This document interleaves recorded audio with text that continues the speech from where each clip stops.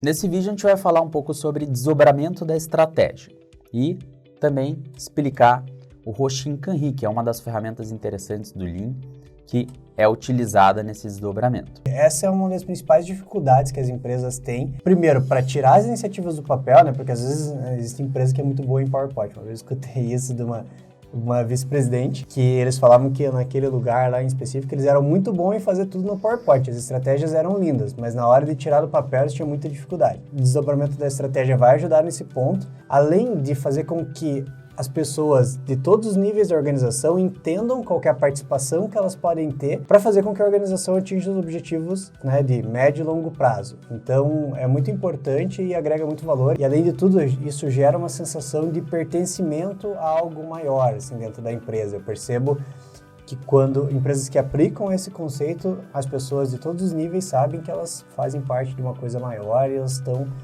trabalhando com mais afinco ali mesmo, nas melhorias e tudo mais, para fazer com que a empresa como um todo atinja os objetivos. É bem interessante esse aspecto. Mas quando a gente fala de estratégia, né, eu começo lá dos valores da empresa, do propósito, que isso não muda, daí eu venho para a visão, que é uma coisa de longo prazo, mas daí eu vou definir o que eu vou tomar de ações esse ano, né? Então eu posso pegar minha visão, definir objetivos, por exemplo, de 5 anos, 5, 10 anos de longo prazo e com base nisso fazer uma avaliação estratégica ali, né? Eu posso fazer o SWOT, ver as minhas forças, fraquezas e tudo mais e aí utilizar o Hoshinkanri para conseguir desdobrar tudo isso. E aí a gente tem uma matriz que é bem interessante de ser usada, que é a matriz do Hoshinkanri. Ela mostra, né, como fazer todos esses passos que o Thiago falou, mas de uma forma bem estruturada. E como que cada informação dessas acaba se interrelacionando. Então, explicando de uma forma simples aqui para vocês, na parte inferior ali você vai ter os objetivos estratégicos, que é onde você vai gerar mesmo, você tem a tua visão, né, claro, o teu propósito, e a partir disso você vai gerar. Então, beleza, o objetivo dela é ser a líder de mercado e o melhor lugar para se trabalhar, por exemplo. Então, o que eu preciso? Eu preciso ter uma segurança muito boa, eu preciso ter uma política de cargos e salários que seja, né, pelo menos equivalente à política de mercado ou melhor. Preciso ter, enfim, uma produção organizada. E aí você vai dizer todos os aspectos ali estratégicos que você quer atingir. Esse é o primeiro ponto.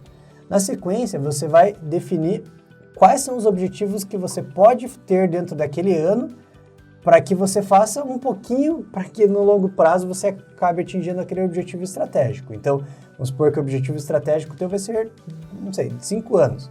O que você pode fazer naquele ano para começar a alcançar aquele objetivo, né? Então, eu sei que eu não vou alcançar o nível de excelência de um ano para o outro, mas eu vou, pelo menos, alcançar um nível bom de performance para fazer uma base para que eu consiga alcançar a excelência lá na frente. Então, você vai começar a traçar esses objetivos anuais, porque aí ele começa a se tornar mais palpável, né? Porque se você trabalha com uma visão de longo prazo, aquilo parece muito utópico, as pessoas não conseguem ver que elas vão alcançar aquilo, é uma coisa muito distante. Então, elas têm que ver como que no dia a dia delas, elas podem ter objetivos que são mais alcançáveis, mais palpáveis, e que elas podem fazer iniciativas para conseguir atingir eles. E aí que entra o próximo aspecto, né? Que é das iniciativas-chave. Para atingir aqueles objetivos anuais, provavelmente você vai estar setando um novo objetivo de performance ali mesmo, de desempenho. E para aquilo você vai ter que fazer melhorias. Se você manter o projeto, a forma como os processos acontecem hoje, provavelmente você não vai atingir. Então você vai ter que definir iniciativas de melhoria, iniciativas-chave para conseguir alcançar aqueles pontos. E aí que entram nessas iniciativas-chave. E aí, fazendo essas iniciativas, você vai para a última parte ali, que são os indicadores de performance. Como que você vai monitorar se aquelas iniciativas-chave estão ou não atingindo os objetivos que você quer? Então, você tem ali, claro, os indicadores primários ali, que são os seus objetivos anuais, mas aqui você pode definir indicadores de performance para monitorar, né? Às vezes tem mais itens ali que você consegue verificar se aquela iniciativa está sendo eficaz ou não. Então, aqui que você vai definir no item 4. Como item final, você vai definir quem são os responsáveis por fazer aquelas iniciativas. Você vai especificar ali o nome das pessoas mesmo que vão fazer cada uma das iniciativas. E aqui tem um segredo, né, Thiago? Que são as quinas aqui. Explica pra gente como que elas funcionam. Isso, então as pessoas ficam naquele item 5 aqui da figura. Agora, essas quinas, que parecem uma matriz, né, você vai definir o seguinte. Então, vamos falar ali, entre objetivos estratégicos e objetivos anuais. Para cada objetivo estratégico, você tem que ter um objetivo anual, pelo menos, suportando esse objetivo estratégico. Então, você vai nessa matriz, você define e coloca uma bolinha. Se a bolinha for preta ali, é que é um objetivo anual que suporta de uma forma bem conectada aquele objetivo estratégico. E se for uma bolinha aberta, sem estar pintada, é que ele suporta mais uma forma secundária. Então, e pode ter ali um objetivo anual que não tem bolinha nenhuma com o objetivo estratégico, ou seja, aquele não tem nada a ver com aquele objetivo estratégico, ele está relacionado com outro objetivo estratégico. Isso se dá na matriz inteira. Então, entre o objetivo anual e iniciativa de melhoria, você bota a correlação entre qual iniciativa está suportando, para eu atingir qual objetivo anual. Entre indicador de performance e iniciativa-chave, eu vou botar ali a bolinha do qual indicador de performance está relacionado a qual iniciativa-chave. E entre indicador de performance e objetivo estratégico, a mesma coisa. Qual indicador de performance está suportando qual objetivo estratégico, e aí fecha o ciclo. E lá no campo 5, em cima, eu vou botar qual pessoa, que está descrita ali nas linhas, nas colunas ali do campo 5, é o responsável por fazer qual iniciativa-chave. Então, você fecha essa matriz inteira. Mas o interessante é que, na hora de definir isso, você não vai definir sozinho. Então, existe o processo que eles chamam de catch-ball, que é o processo de pegar a bola. Então, você passa a bola para outra pessoa e recebe daquela pessoa. Por exemplo, a diretoria define isso aqui, passa para os gerentes olharem. Aí os gerentes revisam e passam para a diretoria. Aí os gerentes, antes disso, eles passam para os líderes deles, que revisam e passam para eles. Então, todo mundo fica envolvido no processo para elaborar isso aqui, não é algo que vem só de cima para baixo. E aí é interessante, porque daí toda a organização, na hora que define, vamos fazer isso, todo mundo já comprou a ideia, porque todo mundo participou dessa elaboração. Uma coisa que acaba acontecendo e sendo bem comum é que a direção ela define os objetivos estratégicos de longo prazo e os objetivos anuais.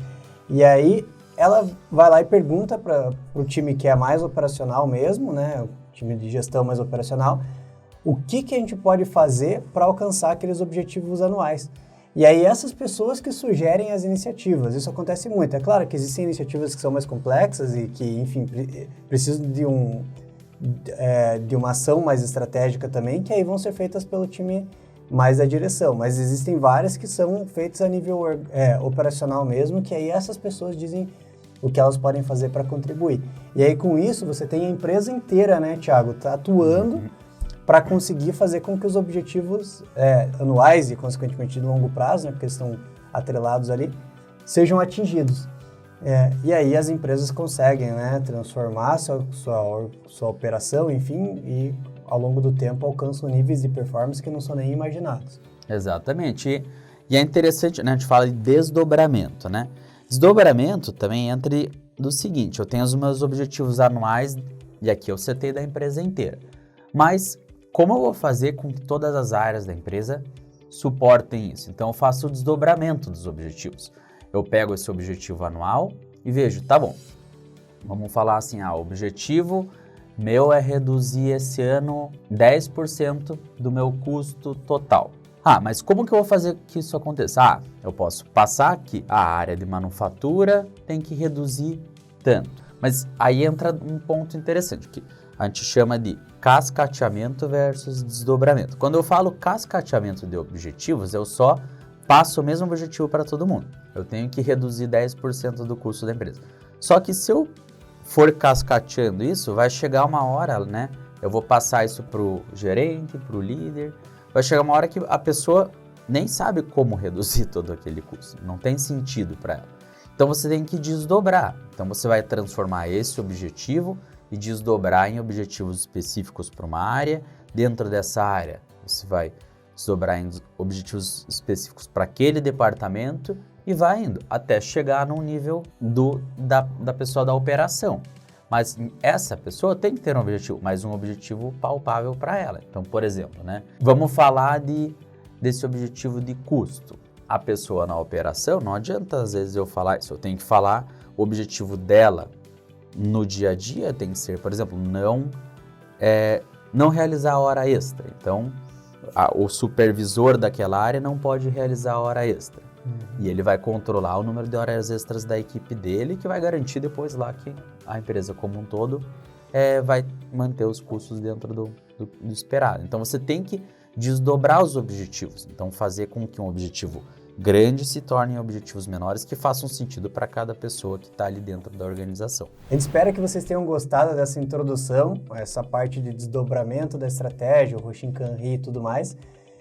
E se vocês gostaram, por gentileza, curtam o nosso canal, sigam ele e nos acompanhem nas nossas redes sociais, porque a gente vai compartilhar constantemente esse tipo de conteúdo que pode ajudar você na sua jornada profissional e na sua empresa também. Então, até mais. Até mais.